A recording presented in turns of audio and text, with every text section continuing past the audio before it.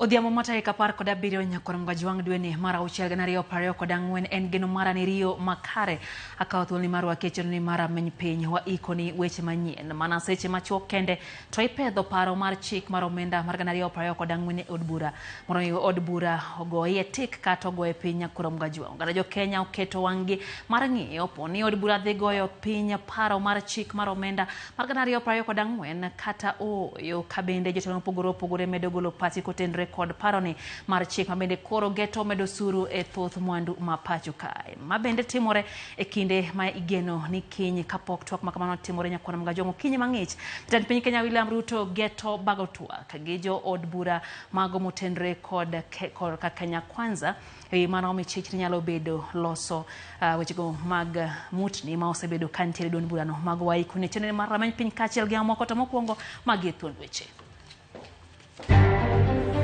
Kenyans should tighten their belt a little bit. Sani ase communicate ne wajumbe mag Azimio dabal kanyisogi ni mondo onge ng'ata monego wuoge od bura, ji onego bed kanyo, ji ogore e od bura. Od bura mamalo igeno ni dhi chako twak e paro mar chik mar omenda ma higani odiochieng' makiny ka kweth mag siasa osekawo chung' maggi e wi twak makamano. Ogai mar doho nyiero dwaro mar jotije doho ma pachoka madwaro loro apise doho ma pachoka jumani te kaluwore kod nek mar jang'ad buche Monica Kivuti. Rais atabidi kidogo atuie radhi kwamba hatutaweza kukutana naye Jumanne hii. Governors makadhoad na mchumbi otamore ni ok gibitimo romo gi jatend piny Kenya William Ruto kiny e wi ohand moguka magiwacho ni rocho ojende e counties gi.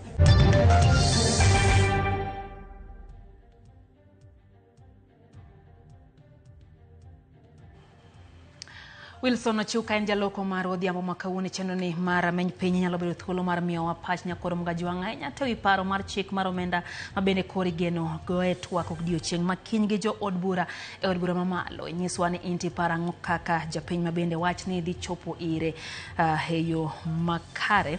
Bende nyalo tudi kodwa live mar ote machuok ari adek kaochanono ka bende wantiere live e Facebook kacha Ramogi TV KE mano kanyo mbui mar X kachiel gi Ramogi TV Kenya mbui mar YouTube machiegni nyinga Lydia Okeyo. Pogruok e paro koro mienjo e kind ogai mar doho Martha Koome kod riwruoge jong'ad bura gi okinde ma pachoka e wi tije mag doho. Bang' Koome golo report manyiso ni doho ma pachoka biro dhi mbele gi tawo chenro mage mabiro mana ndalo achiel kende bang' riwruoge golando ni ok gibidhi e tich jumani kaka yor nyisa achiel margi kaluwore gi nek mar jang'ad bura Monica Kivuti ka jatend obila ma pachoka osingo jiwarita ne doho kaluwore gi dwaro mar jong'ad burago. The judges, the magistrates, kadhis, registrars, deputy registrars, judicial staff will stop providing services from the 19th day of June 2024 to the 21st day of June 2024, both days inclusive. Manandalo achiel kende bang' riwruoge mag jong'ad bura ma pachoka lando chungo chenro mag doho jumani kaluwore gi tho mar Monica Kivuti. Ogai mar doho Martha Koome ogwenyore paro gi riwruoge go kendo golo report manyiso ni chenro mag doho biro dhi mbele are chieng' tich adek kaka pile ka doho ma Makadara kende manonegi Monica Kivuti ema biro dong' ka olor kaluwore gi nonro madhi mbele. Koome kata kamano e ote mare ne ute fwambo oyango ni mana kaka noselandi e kinde mokalo ni tich ariyo chenro duto mag doho biro chung' kae biro teng chieng'no ne ywago kendo chiwo luor ne jang'ad bura Monica Kivuti manonegi e doho. Koome bende oriwo lwedo paro mar gedo mag doho manogol gi riwruogego kowacho ni onge buche ma ibiro yale hema ka bende olero ni moko kuom buchego ibiro yale yor mbui. Bende okwayo piny owacho mondo mi okas chenro mar chiwo omenda mar gedo mag doho go. Koome lero ni gisebedo gi twak gi jatend obila ma pachoka Japheth Koome mar medo jiwarita ne jong'ad bura e doho ma pachoka. E oboke mare ma ochiwo kawuono, jatend obila Japheth Koome ne osingo ni gibiro dhi mbele gi chiwo arita mowinjore ka bende ogoyo mos kuom nek mar jang'ad bura Monica Kivuti. Komachielo jatend piny Kenya William Ruto bende ne oro ote mage makuyo ne familia mar Kivuti ka bende ojiwo obila mondo mi orid arita mag doho ma pachoka. E ote mare Ruto singo ni nek makamano ok bichak timre kendo e pachoka. Kweth mopogore opogore kwa jod bura mondo mi honon matut paro mar chik mar omenda mahiga ni kapok gichwe kokgi. Kagiwacho ni paro no biro thungo jopiny gi chulo osuru mang'eny. Joyce Oduor nitiere kod ler mathoth. E seche ma jod bura ikore mar twak ewi lipot mar paro mar chik omenda mar higa mar 2024 odiochieng' makiny, jotend dini josalam mawuok e kaunti ma Uasin Gishu owuok oko ayanga mar kwedo paro mar chik omenda no. Kagiloso e boma ma Eldoret e kinde hingo nyasi mar Idul Adha, jotelogo kwayo jod bura ahinya to mag Kenya Kwanza mondo ket tenge pogruok manitiere kindgi kendo gisom matut paro mar chik omenda kapok gikale.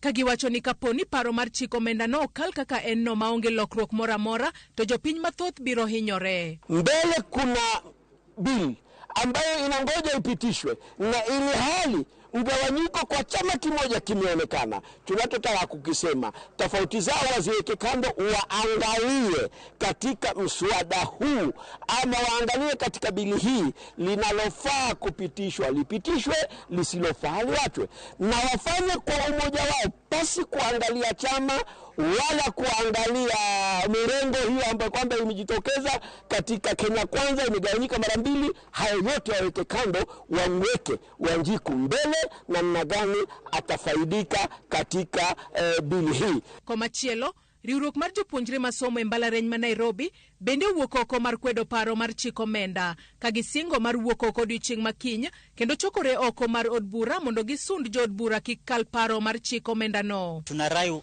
wabunge wote na wale viongozi ambao tuliwachagua waupinge mswada ule, na sisi kama wanafunzi wa chuo kikuu cha Nairobi tumeamua kwamba siku ya kesho tutaungamana na tutashirikiana na kukusanyika pale nje ya bunge la kuu la taifa Kenya na kusema kwamba wabunge wasipitishe mswada huu. Jopuonjrego yuak ne paro mar chik omenda no biro medo thungo jopiny gi chulo usuru mathoth kagilieko ni jopiny pod ok yud chenro makare e sectors mopogore opogore mag piny owacho kata obedo ni gichulo usuru mathoth. But when it reaches a point where the tax becomes a burden, then the taxation system really does not make sense.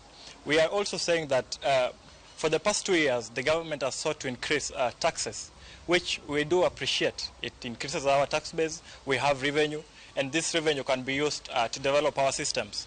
But our biggest concern is that however much the government collects, this collection does not translate to the ground. The common person cannot really see what the revenue that is being collected is doing.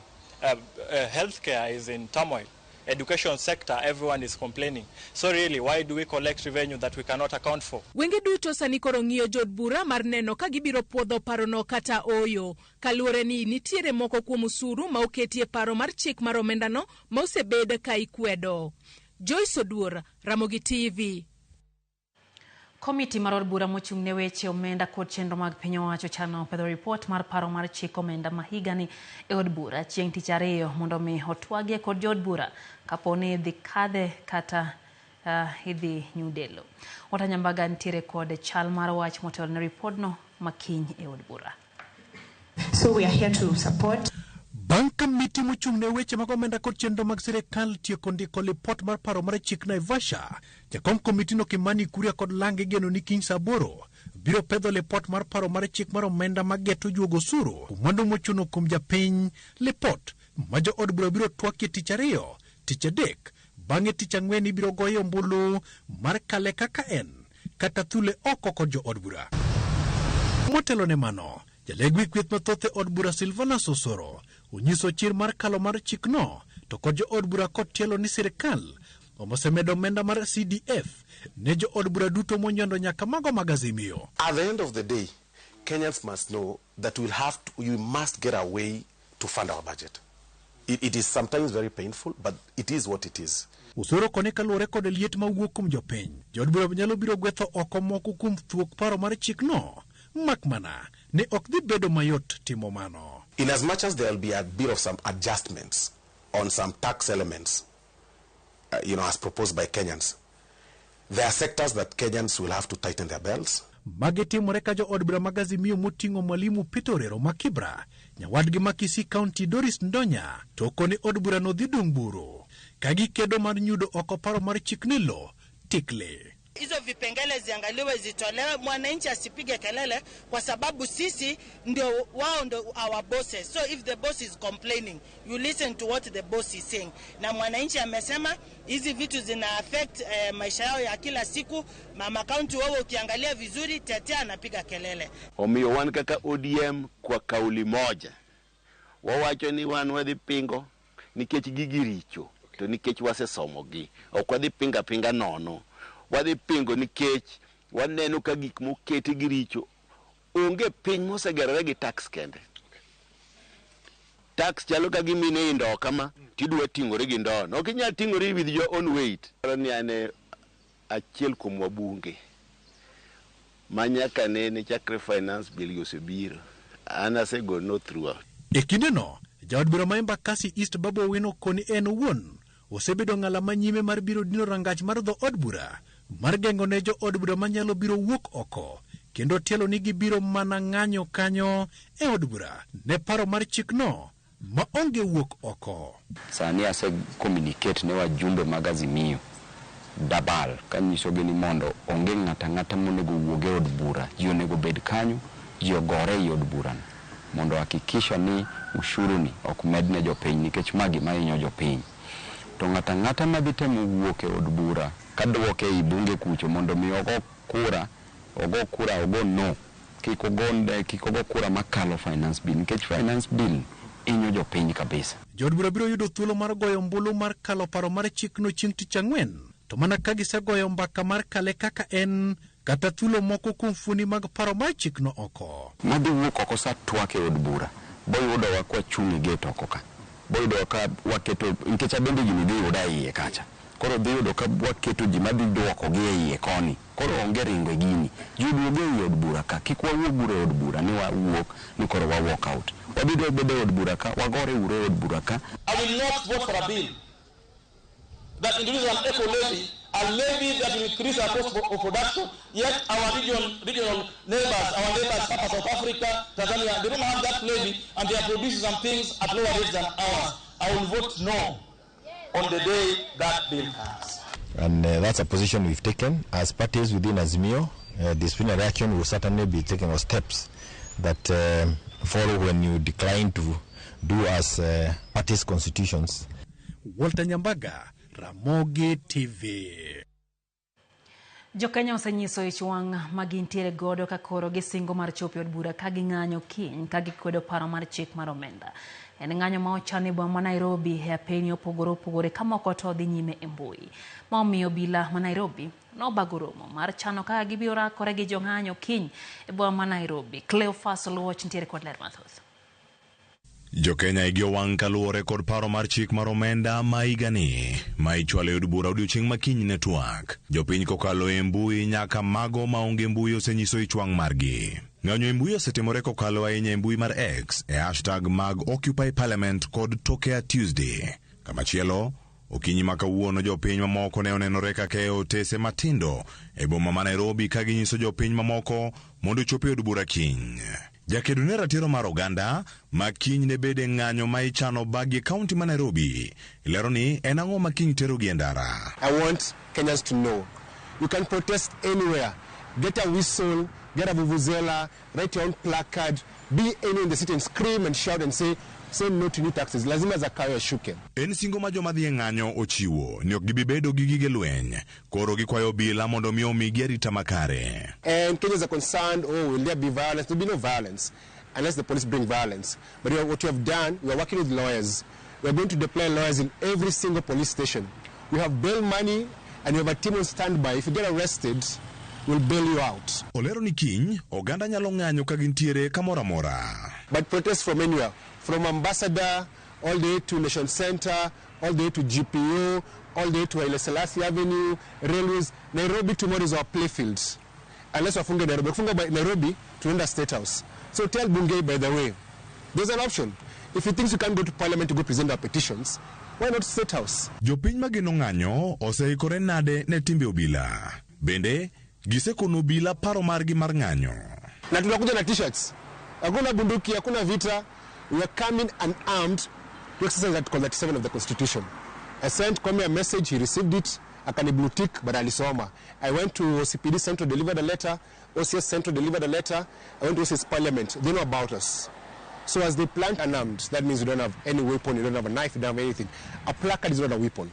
So we're asking IG Kome, County Commander Bungei is my friend, all of them, join me in the streets. We are fighting for you as well. Magi gin weche manochako jumbe mokalo ka jopiny ne onyiso ichwang' magi magintiere godo ka otenore kod budget kod paro mar chik omenda ma higani. Mae ne omiyo rwak moko kuom jood bura e grup mar WhatsApp kendo nembnigi ne oke mbui.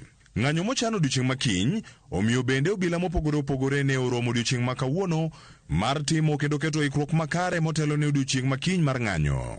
Kaluwore gi komanda mar obila e kaunti ma Nairobi Adamson Bungei, owacho ni ikruok giseketo maber mar neno ni onge ng'ikruok moro amora mabiro bedo e boma ma Nairobi kendo gibiro keto arita makare nyaka alwora mar od bura. Cleophas Oluoch, Ramogi TV. Yoroke kweth siasa mar Kenya Kwanza mosebedo kanenre pacho kae geno ni dhi bedo achiel kuom weche ma idhi wache e romo ma opangi ne dhi timore kinyo. Ewi Kawenga nigi ripot ewi romono ma olungi kar jot ma jatend piny Kenya William Ruto. Jatend piny William Ruto biro bago romo kod jotelo ma Kenya Kwanza e kar jot mare okiny matich ariyo.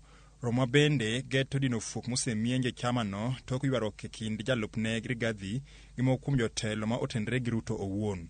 Jago oporo e kweth mang'eny e od bura Silvana Sosoro ma en achiel kuom jotelo mosebedo ka soko wang' Gachagua nalero ni romono biro bulo matut kido kod tim mar Gachagua. I am certain that the party leader will tell us to tone down on these political rhetorics and unnecessary squabbles within their coalitions, and we also expect him to also tell his deputy to stop being tribal and focus on his national agenda. We really expect that, because if then he doesn't, then the members will tell him, the deputy party leader, that you are a bit too much in terms of being very tribal. Liet mar siasa osebedo ka tedore ahinya to e kind jotelo mag UDA ka jalup jatend piny Gachagua to koro oloko tanga mar siasa mare ka oidho got mar Masawa, gino mawachore ni otemo ywayo oganda go koitoke. Siku rais wetu ameshikana na Raila Odinga, nikajiuliza kwani mimi ni mjinga nipige Uhuru kwa sababu aliungana na Raila na rais wetu ameungana na Raila? Hii vita yote mnaona ati nikiambiwa ninaongoza ukabila ni kwa sababu ya kusema hata Uhuru Kenyatta ni mtoto wetu. Tunaporudi juu ya magari, tunaporudi kwa siasa, turudi kwa siasa za kuja kuambia wananchi ile kazi tunawafanyia yenye walitupea. Lakini tusisimame juu ya magari kuwachochea Wakenya kwa misingi ya ukabila. Kata kamano josiasa motendre gi jatend piny Ruto kaka Kimani Ichung'wah, Ndini Nyoro gi Osoro e kind jotelo mamoko to seyo Gachagua ni onyayo siasa mag akweda e pacho ka.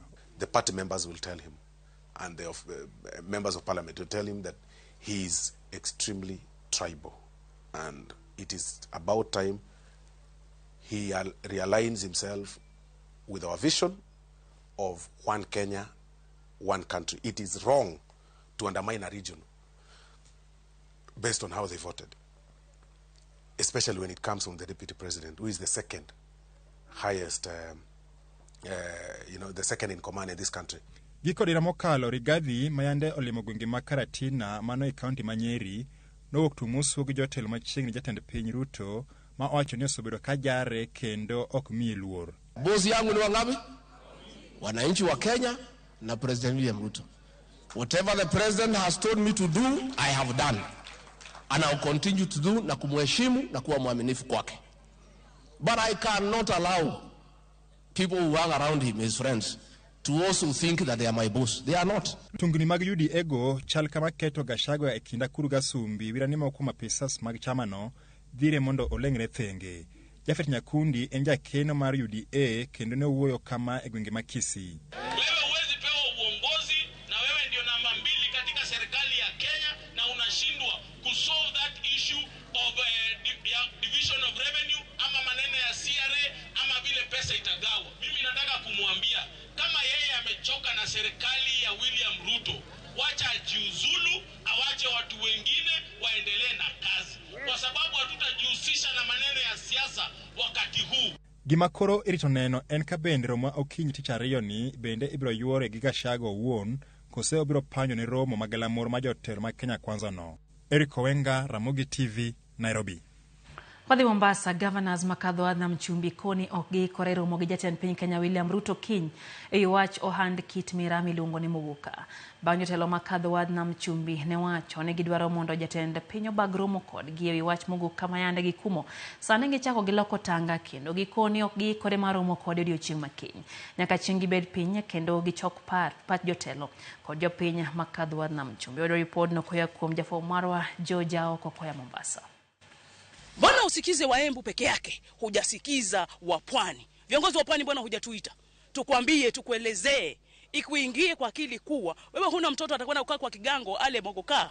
Tukwambie ile madhara anapata watoto wetu.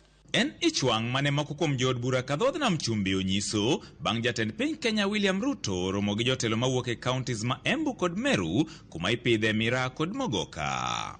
Ma ne otimore mana ndalo machuok kende bang' counties man kadhodh nam chumbi kotelnegi kod Mombasa, Kilifi kod Taita Taveta kumo ohand Mogoka kaachiel kod tiyo kode. Baada ya kuwa usikize viongozi wa Pwani wakueleze madhara, research ile imefanywa, unaenda kuweka 500 million kwa Mogoka bila kutusikiza. Kama wao wana kura nyingi kushinda za Pwani, sitakwambia wacha tuende nalo, tutapiga vita Mogoka na hatutaki Mogoka. Now I want to ask my president, on this one, we feel slighted as the people of the coast. On this one of Mogoka, he didn't listen to us, he didn't hear us out, he only looked at the interests and political interests of the people of Meru, of Embu, and made a decision on that and not a national decision. Mimi, I think my president can do better than that. To bang' jatend piny winjo ywak makamano kendo chiko romo gi governors duto man kadhodh nam chumbi kiny chieng' tich ariyo, jotelogo koro oloko tanga kendo ng'ulo iwgi ka gikoni ok giikore mar romo gi jatend piny e odiochieng' makiny. Rais atabidi kidogo atuie radhi kwamba hatutaweza kukutana naye Jumanne hii, lakini tutakutana naye baada ya mkutano wetu ambao utafanyika Ijumaa wiki ijayo hapa Pwani, wa viongozi wote wa Pwani wa kisiasa na viongozi wengine wa takriban mbalimbali katika Pwani yetu. Hili jambo sio jambo ambalo kwamba tunaweza kusema ya kuwa ni la Abdulswamad, la Mungaro ama ni la gavana. Hili ni jambo la jamii.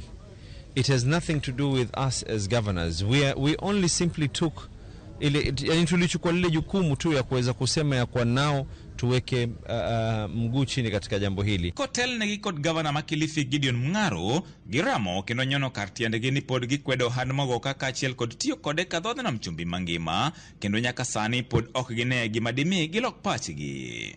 En wach ma bende osir lwedo gi jodong kaya e kaunti ma Kilifi madwani Mogoka okum mana kaka yedhe mamoko mamero ji.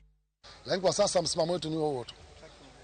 Hatutaki Mogoka. Tunajua unakuja unaingizwa kimagendo, lakini Mogoka hatutaki. Na hii najua kuna tetesi nyingi sana. Tunaonekana kwamba sisi tumesimama tu tunakosesha biashara watu wengine. Tunasema biashara hii inadhuru jamii yetu. This is something that is statistically proven. It is affecting our young people. It is statistically proven. We have every level of evidence that 30% of the consumers of Mogoka in Mombasa are children below the age of 18. Sasa sisi kama wazee wa Kimijikenda tunasema hili jambo hatulipendi, tumelikataa na tunalipinga, na ikiwa ni mambo ya biashara si lazima iletwe hapa kwetu. Wao kama wanafikiri kwamba haya madawa hayana madhara, basi wauziane kule. Mwanadamu gani aliyoruhusiwa kutafuna miti, majani ya miti? Akitafuna majani ya miti tunamuita nini? Ana kichaa, ana wazimu. Vijana wengi sasa hivi wameathirika kiakili, familia zimevunjika.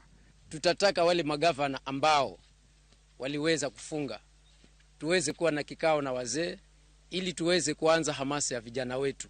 Nyakagia sani, kaunti ma Mombasa, Kilifi kod Taita Taveta emoseketo kum ewi wach Mogoka ka kaunti ma Kwale to ne okone chano medo usuru mare kod kwan ata malo 300 lori kalori makele. Kaunti ma Lamu to ne ogolo chik mondo mi use mane kuonde moyiedhi kendo kik use ne nyithindo ka kaunti ma Tana River to pod oling ewi wach makamano.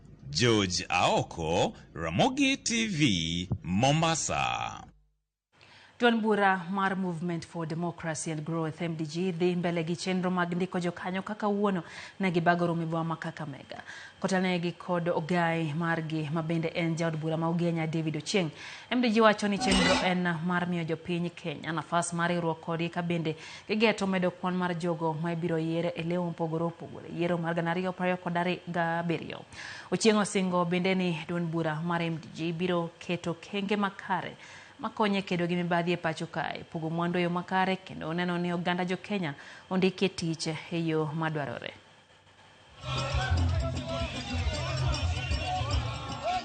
We must now elect servants.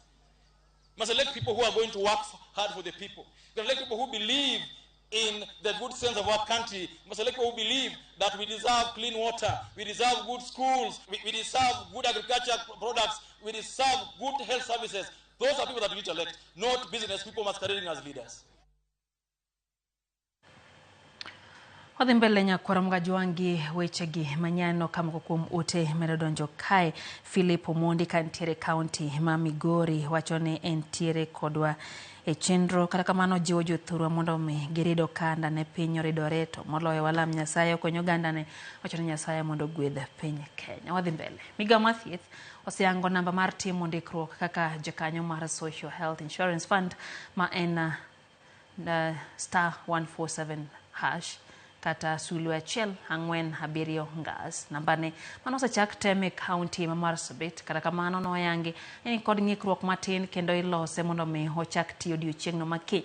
Okalero magi dhi go nyime sani. Gilero ne jopiny nyalo timo ndikruok kokalo e simbegi mag ong'we yamo, ute thieth, Huduma Centers, apise mag NHIF kachiel kod mamoko kokalo kuom nyamrerwa mag piny owacho matiyo e kor gweng'. Wanyane kaka weche chalo kendo sechego bende romo no dhi mbele nyakora Mogajwa. And that solved the problem. When I saw the article the following day, it was factual to my satisfaction because I gave the correct information. And she gave me time to look for that information. Had I faulted, and she was okay, fine, you did not provide this information. So, Madam CS, I think I want just to confirm that our offices are open to the journalists, to the media houses, to make any inquiry, and especially on this social health. It is not just for the ministry, not for the ministry. It is not for the ministry. It is for the country. We get it right today. For the next 50, 60 years, it will be okay. It will be right. We've had challenges with NHIF, as Mwai had just said. Because we got it wrong, it was only thought to be for those who are in employment. Never had it thought that NHIF could cover those who are in informal sector. But here we are saying from today, with the day we shall announce registration, everybody should register as long as you're above 18. If you are still a beneficiary, then we shall know you as a beneficiary. And we have the parameters. Even that 25 or 24, I think the minimum is 25. That as long as you're still in the university, you're still being supported by your parents, then you benefit from it as a beneficiary. So with those few remarks, ladies and gentlemen, I want to thank all of you for coming, and we are still open. We're still going to have more engagements starting again like tomorrow. Mano en romo madhi mbele mar keto ler ewi okumba mar thieth manyien nyakwara Mogajwang' ma en thuolo bende wakawo yo mokwongo chendo en dhamany piny Monica Hakum wacho ni osemolo kowuok Nyakach dala omora ahinya gi wechegi manyien kaeto wacho ni wacho ni kadipo ni okal chik mar omenda ma higani sirikal nyaka koro tige osuru mar jopiny e gik mowinjore.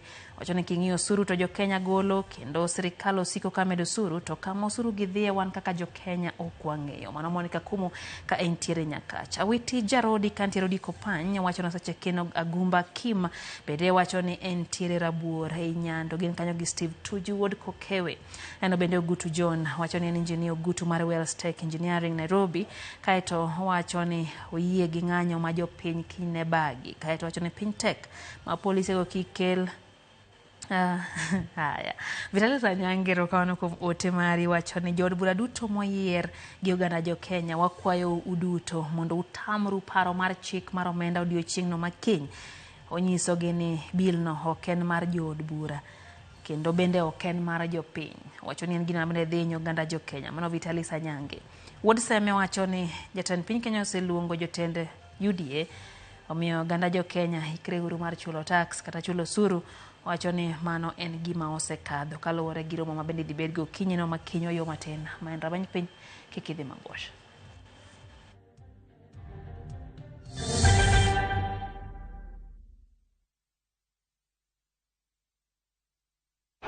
Watu! Ile fire, ile best, ile finest ndiyo hii mazee. Shikisha mili na euros with shabiki.com.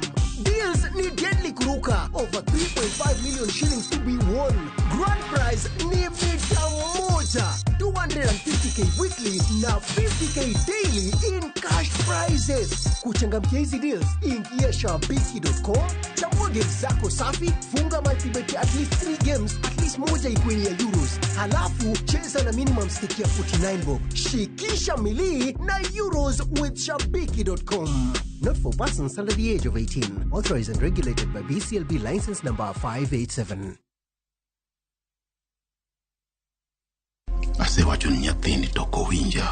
Tosani, oseguro tiende dalani. Nena winjo wacho. In a world where faith, Yesu Kristo malamoni, fear, sacrifice, and the complexities of father-son relationship collide.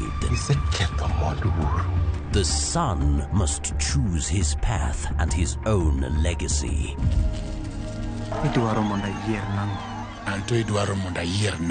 Watch this emotional and riveting story of Dennis in Where the River Divides.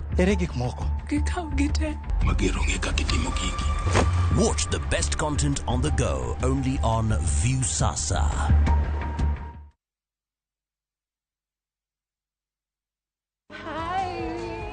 Ngozi yako ina glow. Nilijipaka mafuta leo asubuhi nikikam, lakini skin yangu ishaparara and it looks so dull. Sis, see, it's the new Nice and Lovely Lemon Extract Body Lotion. Hiyo ndo secret yangu to a moisturized and bright skin. Usimix. New Nice and Lovely Lemon Lotion, enriched with vitamin C and sunflower seed oil for 48-hour nourishing glow and brighter skin. Try Nice and Lovely Lemon Lotion today.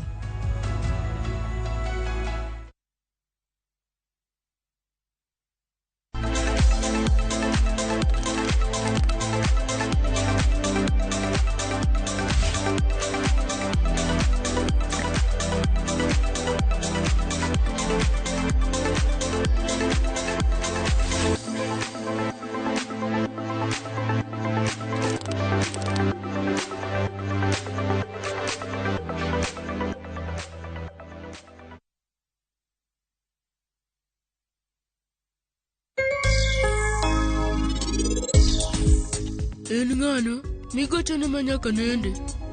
Anatemo gocho ni Sarab Jit. To eno ko Maximba, kara nyathina ni kanye. Ya wanya sacha. Anakwe ni mondirit na meher. It's time to strike back. Radiant Spray strikes in seconds for instant kill. Kills all doodles dead. From SC Johnson, a family company.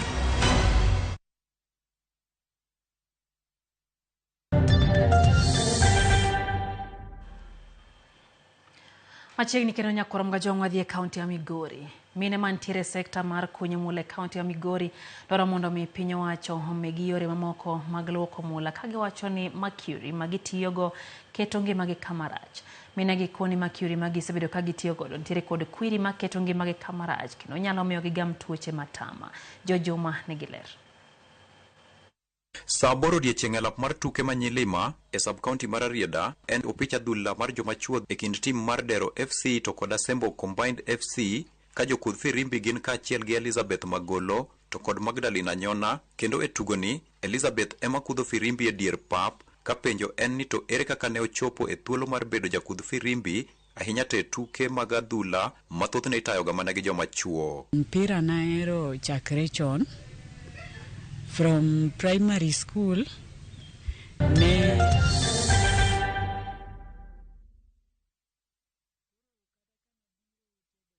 The new KCB mobile loan is unbelievably flexible and incredibly affordable. You can now borrow up to 1 million Kenya shillings from as low as 1.2% as a 1-day, 7-day, 14-day, 30-day loan, or enjoy a longer-term period of up to 1 year at competitive rates. Dial *522# or apply on the KCB app today. The KCB mobile loan, unbelievably flexible, incredibly affordable. KCB, for people, for better. Terms and conditions apply. Regulated by the Central Bank of Kenya.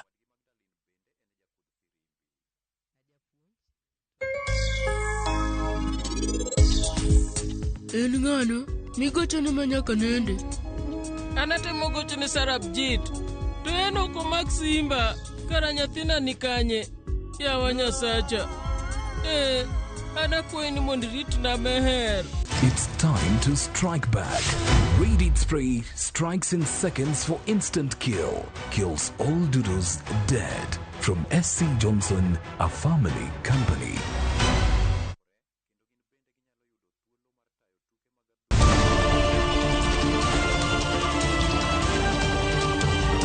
Piny koru to rugi mage. Weche manyien. To chuny mbaka en nyiero, ywak kod muodo lak. Matwak kod duond jopiny. Nyakora Mugia jong machiegni neno weche manyien. Ma en Rupiny kod mbaka oromo. E Ramogi TV.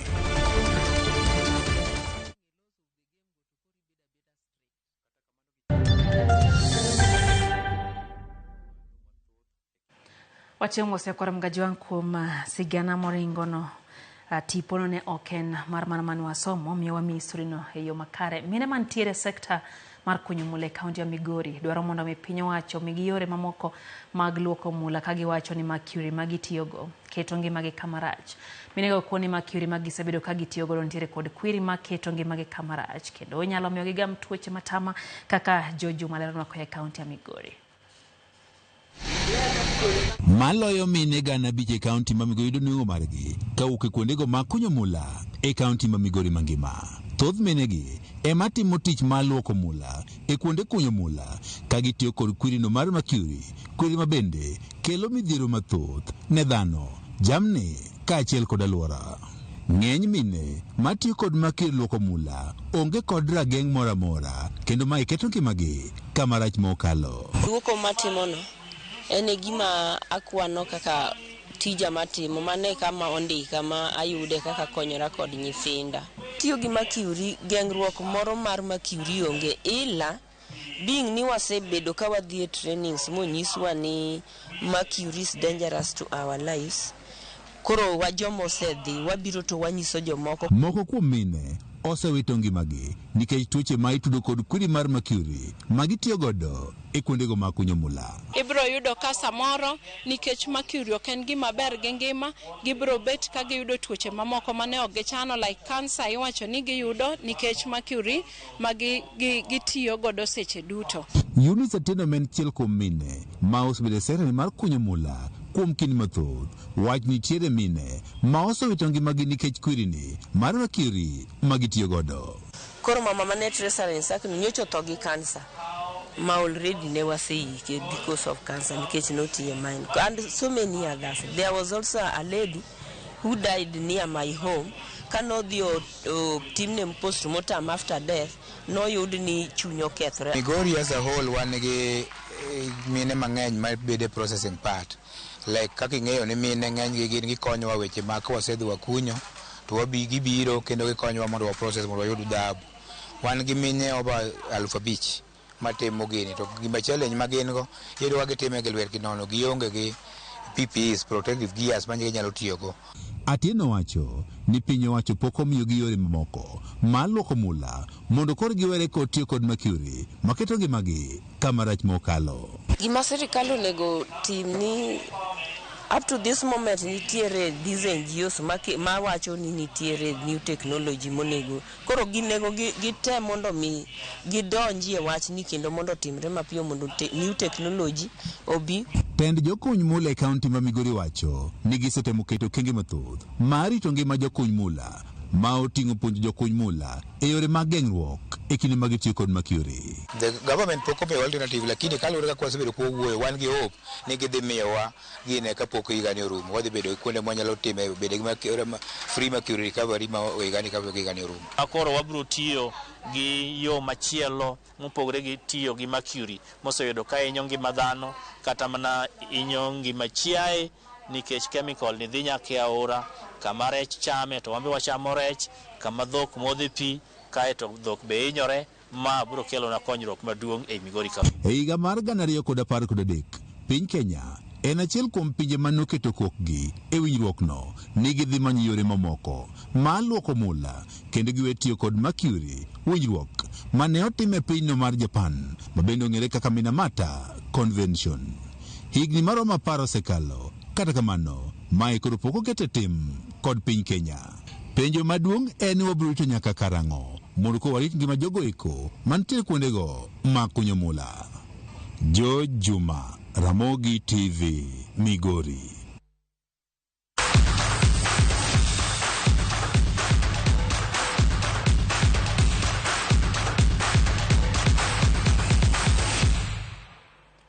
Mag tuke tayo tuko picha dhula kuom kinde mathoth ne owenega mana chuo ei pap kata oko mar pap kathoth ne kata mana paro modok korka weche mag tuka dhula ne ithoro chiw mana gi chuo. Kata kamano maen koro gima lokore ka sani Wakeni bende osegoyo kange weche mag tayo tuke mag adhula.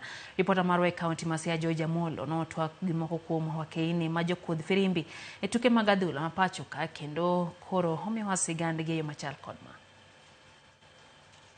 Saboro odiechieng' elap mar tuke manyilima e sub-county mar Rieda en opich adhula mar joma chuo e kind tim mar Dero FC to kod Asembo Combined FC ka jokudh firimbi gin kaachiel gi Elizabeth Magolo to kod Magdalena Nyona, kendo e tugoni Elizabeth ema kudho firimbi e dier pap ka penjo en ni to ere kaka ne ochopo e thuolo mar bedo jakudh firimbi ahinya te tuke mag adhula mathoth ne itayoga mana gi joma chuo. Mpira naero chakre chon.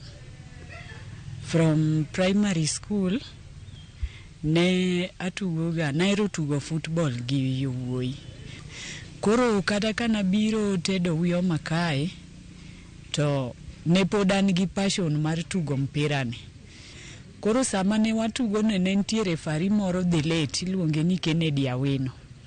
Kennedy Awino chieng' moro onyisa ni in mane niga kitugo ne. In coach, we coach mpira bie refing, referee nigi pesa. So in Division 1, I'm officiating as a center referee. Kata kamano ka Elizabeth kende emosemuko mbawa. Nyawadgi Magdalene bende ene jakudh firimbi. Ajapuonj to ambe an referee. An assistant referee Division 2. Ana chako mpira kaja primary na aero mpira sana. Kaja class 5. Kuro kanye machake mpira emadhi go secondary school. Kuro katieko tadonje Kisumu Leeds mane tugo nationwide then sani NSL. Kuro from there ema kuro ayudo go interest. Giwacho kata kamano ni kato bedo ni gik moko tinde olokore kendo gin bende ginyalo yudo thuolo mar tayo tuke mag adhula nyaka mag joma chuo to obadho to pod gikalo e makagi kacha. Number 1 kaka wacho ni players bedo violent gineno ni this is just a lady and we are men, we are above her. Gineno ni giming'eyo kanyo onge. And then challenge moro kendo ma wayudo kidhi kamoro coach neni ni ma lady referee ma ok nyal. Decision seche moko ma wa make iyudo ni player no seketo mentality ni ma ng'ama mama.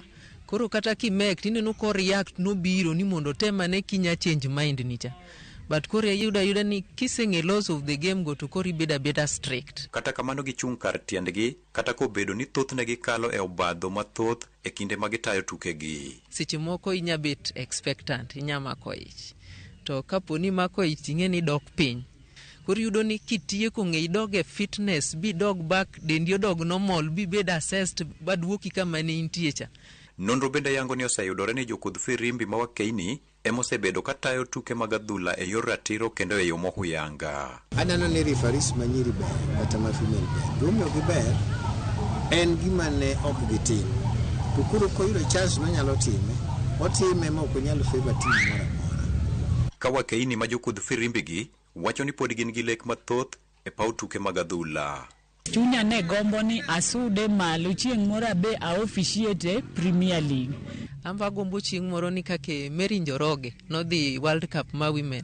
Ambe chieng' moro achope kanyo. Elizabeth kod Magdalene gin ranyisi makende ni duto nyalore kendo tije ma joma chuo nyalo timo wakeini to koro nyalo timo e maberie moloyo. George Amolo, Ramogi TV, Siaya County.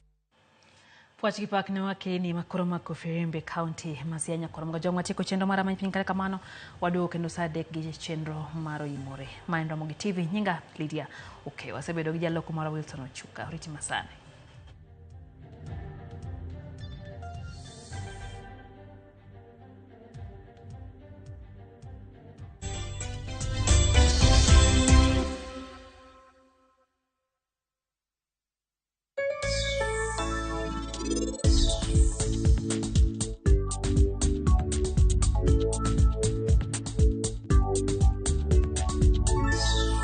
Let's open big doors and small ones. KCB ni yetu. KCB is mine. KCB ni yangu.